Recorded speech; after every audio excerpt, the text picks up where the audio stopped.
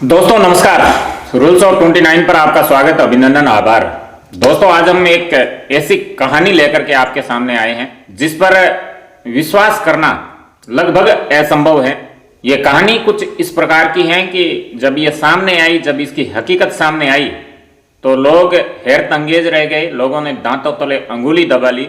एकदम सच्ची घटना पर आधारित ये कहानी है, सच्ची घटना है। केवल इसके पात्र के जो नाम है उसे बदला गया है, बाकी जो घटना घटित हुई है उसको यथासंभव इस कहानी में आपको वैसे के वैसे आपके सामने लाया गया है।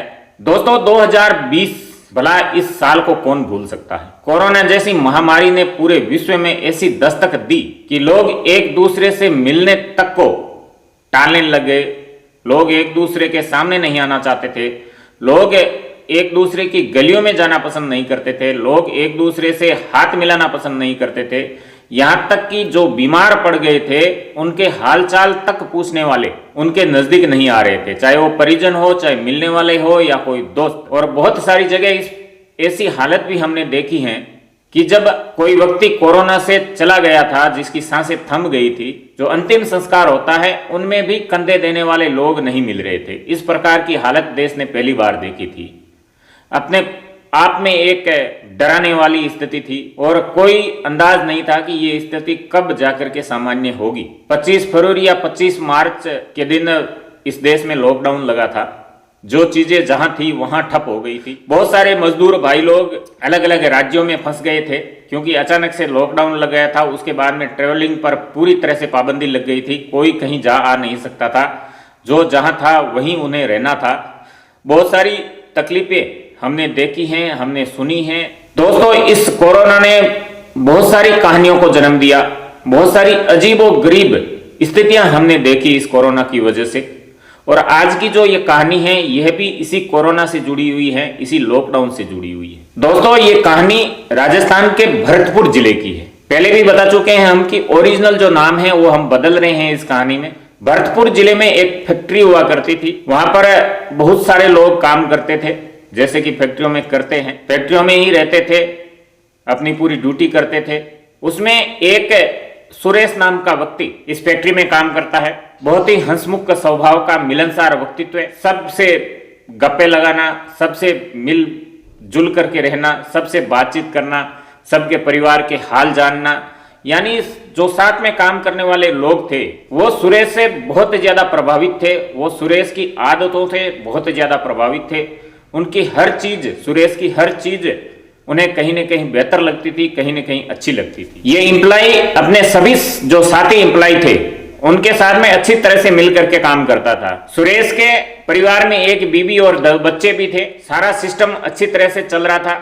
मेहनत मजदूरी कर रहा था, अपने बच्चों के बेहतर भविष्य के लिए पूरी मेहनत कर रहा था। लेकिन जब लॉकडाउन लगा तो पूरी जगह ताले लग गए, सब जगह क्लोज हो गई। लोगों को बहुत सारी जगह पर, जैसे मैं पहले जिक्र कर चुका हूं कि अलग अलग जगह पर रहना पड़ा मजबूरी में। और इस कोरोना की वजह से हमने बहुत जगह यह भी देखा कि वर्क फॉर होम जैसा एक कंसेप्ट भी सामने निकल करके आया कि जो कार्यालय के काम है वो घर से भी चलाए जा सकते हैं। फैक्ट्री बंद हो गई थी, लेकिन बहुत सारे फैक्ट्रियों के मालिक ऐसे भी थे जो अपने वहां काम करने वाले जो मुलाजिम थे, भले ही फैक्ट्री में काम नहीं था, लेकिन उन्हें लगा कि ये मुलाजिम कई सालों से हमारे यहाँ काम कर रहे हैं। उनका पूरा परिवार इसी नौकरी के ऊपर निर्भर है। इसी नौकरी से उनका पूरा परिवार चलता है, उनकी रोजी रोटी चलती है। तो बहुत सारे मालिकों ने मजदूरों को कहीं न कहीं सहायता के तौर पर अपनी जो सैलरी उनकी होती थी थोड़ी बहुत कम करके उन्हें घर बैठे भी सैलरी दी।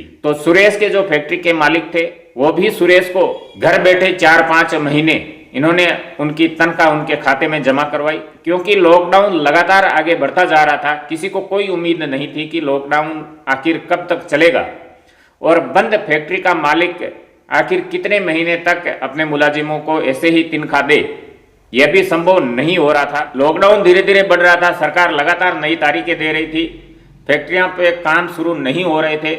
फैक्ट्री के मालिक थे उन्होंने भी अपने हाथ ऊपर कर लिए थे, क्योंकि काम बंद था, इनकम थी नहीं, तो फिर अपने मुलाजिमों को पैसे दे तो दे कैसे, क्योंकि बहुत सारी फैक्ट्रियों के मालिक तक के खर्चे निकालने भी मुश्किल हो गए थे। इसके भी बहुत सारी कहानियां हमने देखी। कोरोना लगातार बढ़ता जा रहा है, उम्मीद कुछ है नहीं लॉकडाउन टूटने की, तो आखिर मालिक भी इतने पैसे दे तो दे कहां से, क्योंकि काम धंधा तो सब बंद था। लाखों परिवारों की ऐसी कहानी है कि जब इनकम थी नहीं तो कहीं से मांग करके, कहीं से उधारी में, कहीं से लोन लेकर के, जैसे तैसे करके वो दिन अपने काटे हैं इस कोरोना में।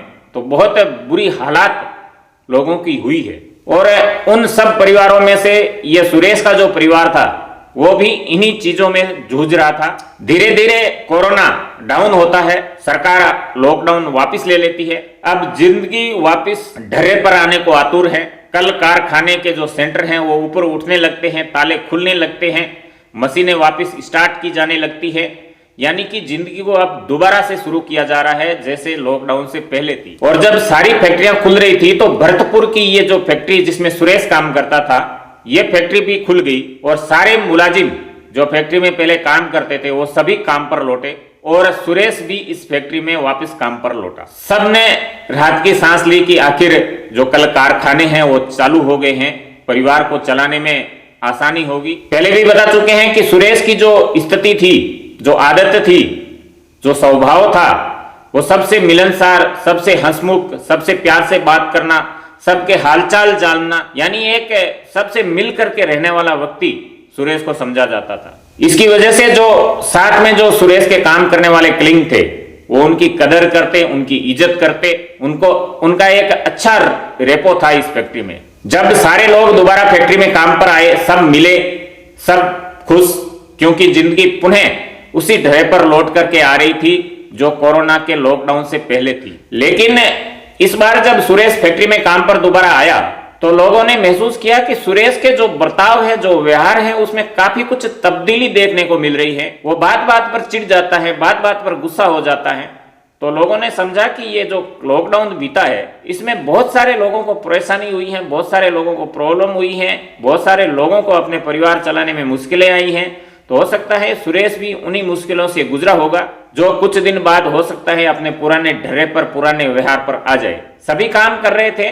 सुरेश एक ऐसा व्यक्ति था इस फैक्ट्री में जो कोई भी ओवर टाइम नहीं करते थे, लेकिन सुरेश हमेशा ओवर टाइम करता था। 2 दिन किया, 4 दिन किया, 5 दिन किया, 10 दिन किया। जब महीना भर सुरेश लगातार ओवर टाइम करता है तो फैक्ट्री के जो मैनेजर होते हैं वो सुरेश से एक बार पूछते हैं कि सुरेश, तुझे दोबारा काम पर लगे 1 महीना हो गया, तू लगातार ओवर टाइम कर रहा है, क्या तुझे कोई थकान महसूस नहीं होती, नींद नहीं आती? इतनी भी क्या है, इतना भी क्या टेंशन है?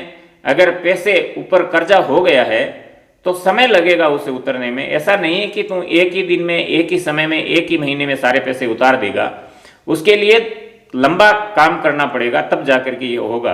सुरेश जो जवाब देता है उस समय, वो कहता है कि साहब अब हमें कहाँ थकावट होती, कहाँ नींद आती। इस जवाब पर उस समय मैनेजर कोई ध्यान नहीं देता है और वो ये सोच लेता है कि हो सकता है कि कोविड का जो समय निकला है उसमें सुरेश बहुत परेशान हुआ होगा, बहुत तकलीफें उसने उठाई होगी और हो सकता है कि उसकी वजह से ये बोल रहा है कि साहब अब हम जैसे मजदूरों को कहाँ नींद आती है। क्योंकि सुरेश भी अपना काम जो वो कर रहा था वो अपनी खुशी से कर रहा था, अपनी मर्जी से कर रहा था।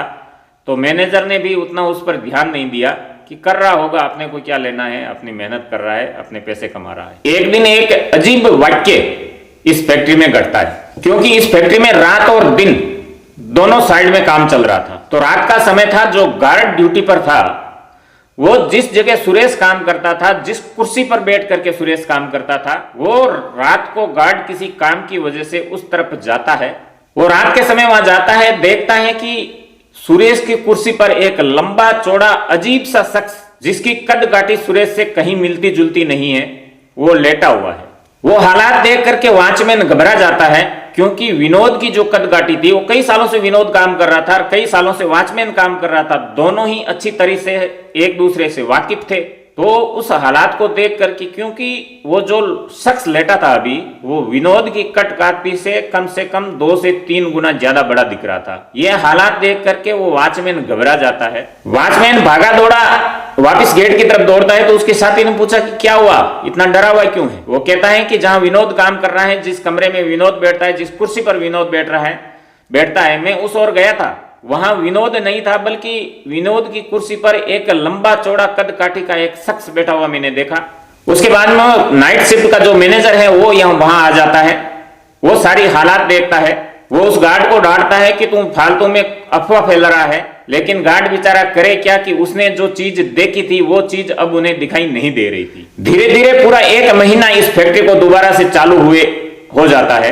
हर 7 तारीख को इस फैक्ट्री के जो मुलाजिम होते हैं उनकी सैलरी बनती है, सैलरी मिलती है। अब 7 तारीख को सैलरी मिलनी थी।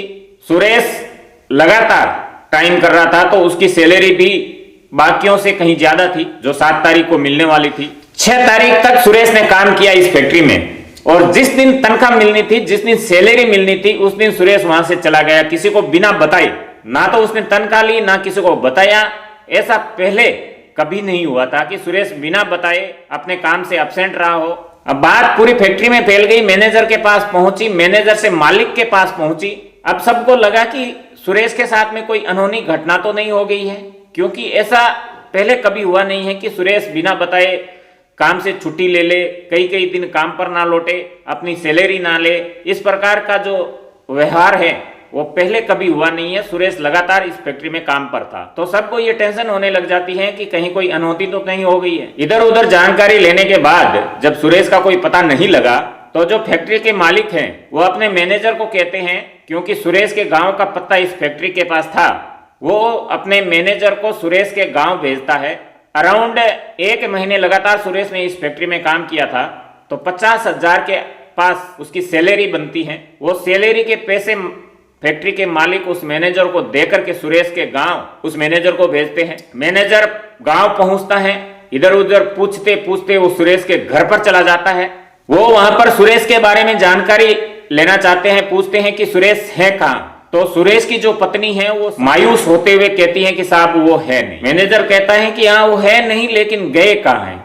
गांव से बाहर गए हैं, शहर से बाहर गए हैं, गए तो गए कहाँ हैं? जब मैनेजर लगातार ये बात पूछ रहा था तो अगले समय जो पत्नी ने जवाब दिया वो सुनकर के मैनेजर के पैरों तले जमीन खिसक गई।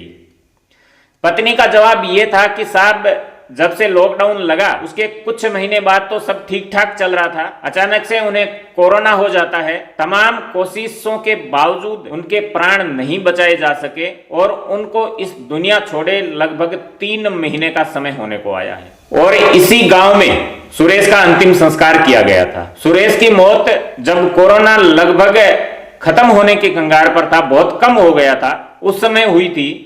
शुरुआत में जब कोरोना से मौत होती थी तो लोग कंधे देने वाले नहीं मिलते थे, साथ चलने वाले नहीं मिलते थे, लेकिन धीरे धीरे ये डर थोड़ा कम हुआ। जब सुरेश की डेथ हुई थी तो इस गांव के बहुत से लोग उसके अंतिम संस्कार में शामिल भी हुए थे।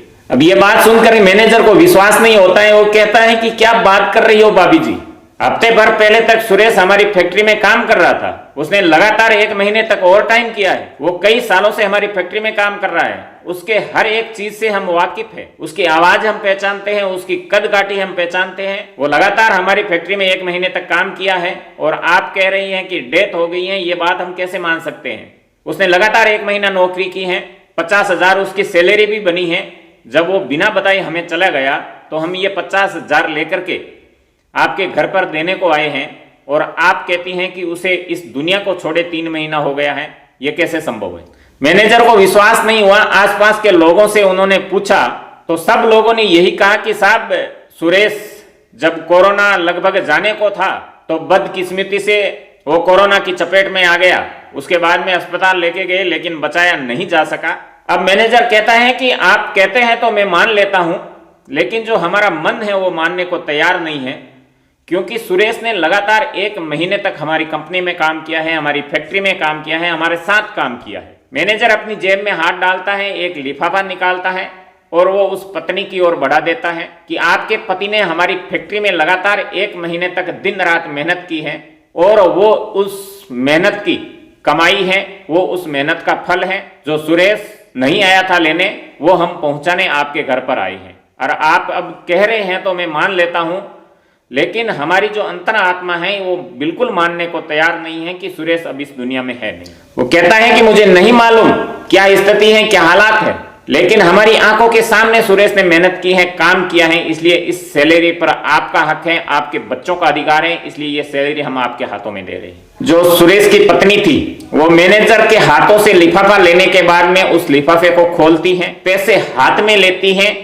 और पहली बार फपक फपक कर रो पड़ती, क्योंकि मैनेजर को अब तक काफी समय हो चुका था सुरेश के बारे में बातचीत हो रही थी। सुरेश की पत्नी पहले उदास जरूर थी, लेकिन उसकी आंखों में आंसू नहीं थे। लेकिन जैसे ही पैसे उसके हाथ में आए, उसकी आंखों में आंसू बहने लगे, वो रोने लगी। जब मैनेजर के सामने वो पत्नी रो रही होती है तो मैनेजर पूछता है उस सुरेश की पत्नी से कि मेरे को आए काफी समय हो गया है, सुरेश के बारे में हम काफी समय से बात कर रहे हैं, अचानक से आप रोने क्यों लग गई? तब पत्नी कहती है कि मुझे सब समझ में आ गया है, इस पैसे की क्या कहानी है, इस पैसे के पीछे की क्या कहानी है, वो सब मैं समझ चुकी। जब मैनेजर पूछता है कि आपको समझ में आ गया है तो जरा हमें भी समझाइए, तो वो पत्नी कहती है सुरेश की कि जब सुरेश की डेथ हो गई थी, सारे क्रियाक्रम निपट चुके थे, सारे रिश्तेदार अपने अपने घर को वापस चले गए थे, तब मुझे ये भान हुआ, तब मुझे ये ज्ञान हुआ कि अब पीछे सुरेश अपने 2 बच्चे और मुझे छोड़ करके गया है। बच्चों की पढ़ाई का भी खर्चा है, घर चलाने का भी खर्चा है, उसको अब मैं आगे कैसे बढ़ा पाऊंगी, कैसे चला पाऊंगी, कैसे बच्चों को पढ़ा पाऊंगी, क्योंकि मुझे कोई काम तो आता है। कहती है कि हमने सोचा अगर हमारे पास 40-50 हजार रुपए की व्यवस्था हो जाए तो हम हमारे घर के बाहर एक छोटी सी दुकान डाल ले, कुछ सामान ला करके मोहल्ले में रख दे, गांव में रख दे, जिससे कि दुकान की वजह से हमारी जो घर का खर्चा है वो भी चल जाए और बच्चों की पढ़ाई का खर्चा भी निकल जाए। ये हम सब विचार कर रहे थे, सोच रहे थे। कोई रिश्तेदार भी मदद नहीं कर रहा था, इसलिए मैं लगातार इस परेशानी में इन चीजों पर सोचा करती थी। सुरेश की पत्नी कहती हैं कि मेरी जो ये भावना थी वो शायद मेरे पति ने सुन ली, मेरी पति के आत्मा ने वो बात सुन ली। मुझे 40 हजार की जरूरत थी और वो ठीक 50 हजार आप आज मेरे घर पर लेकर के आए हैं। अब मैनेजर को ये सारी बात धीरे धीरे समझ में आ जाती है। वो फैक्ट्री की वापस आ जाते हैं भरतपुर की ओर से। भरतपुर में आकर के वो अपने मालिक को सारी हकीकत बताते हैं, सारी कहानी बताते हैं, समझाते हैं, लेकिन फैक्ट्री में कोई भी शख्स ये मानने को तैयार नहीं था कि सुरेश पिछले 30 दिनों से फैक्ट्री में काम नहीं कर रहा था, क्योंकि सब सुरेश को अच्छी तरह से जानते थे और सब ये मान रहे थे कि पिछले 1 महीने में सुरेश ने दिन और रात इस फैक्ट्री में मेहनत करके काम किया है। लेकिन जब मैनेजर ने जोर देकर के कहा, पूरी हकीकत बताई, फिर सब लोगों ने माना कि हाँ, हो सकता है कि वो सुरेश की ही आत्मा हो, जो पिछले 30 दिनों से लगातार यह मेहनत कर रही थी, ठीक इसलिए कि उसका परिवार सही से चल सके, उसकी बच्चों की जो पढ़ाई है वो सही से हो सके। एक पति, मेहनती पति जो मर गया, मरने के बाद भी उसने अपने परिवार के लिए सोचा, आत्मा के रूप में उसने उस फैक्ट्री में काम किया, लगातार दिन रात मेहनत की और वो आंकड़ा जुटाया जो उसकी पत्नी को जरूरत थी। जब ये सारी चीजें स्पष्ट हो रही थी तो उस वॉचमैन की वो रात की कहानी भी उन्हें याद आती है। वॉचमैन कहता है कि साहब, जब मैंने ये बात आपको कही थी कि मैं सुरेश के कमरे में गया था, सुरेश की कुर्सी पर लेटा हुआ व्यक्ति उस समय सुरेश नहीं था बल्कि और था, क्योंकि उसकी कद काठी सुरेश से लगभग 2 से 3 गुना बड़ी थी और मेरी आंखें इतना धोखा नहीं खा सकती हैं कि सुरेश को पहचान ना सके। अब सबको उस वॉचमैन की जो कहानी वॉचमैन ने सुनाई थी, जो हकीकत वॉचमैन ने सुनाई थी, उस पर यकीन हो जाता है, विश्वास हो जाता है।